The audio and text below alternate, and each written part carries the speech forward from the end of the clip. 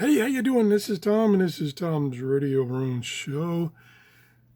And I've had a couple of questions on this Audiocrazy radios, this one and its little brother, about how you charge the internal battery. It has an internal battery, and I didn't read the manual, although the manual is pretty small.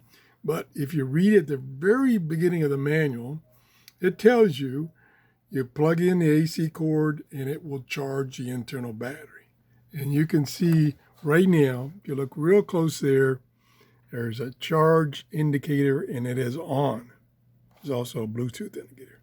So if I unplug the AC, oh boy, it's tight fit. It is now off. That's how you charge it. You don't charge it with the D cells, which didn't make any sense anyway. And its little brother, I have to assume you charge it the same way. The manual says to plug in the AC cord to charge the battery, internal battery. It has no indicator LED saying it's being charged.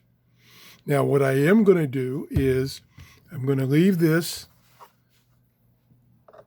on the AC adapter and see if over time, if that light turns green, meaning the battery is fully charged. We'll check that out. So I apologize for not reading the manual. I'm getting really bad about doing that.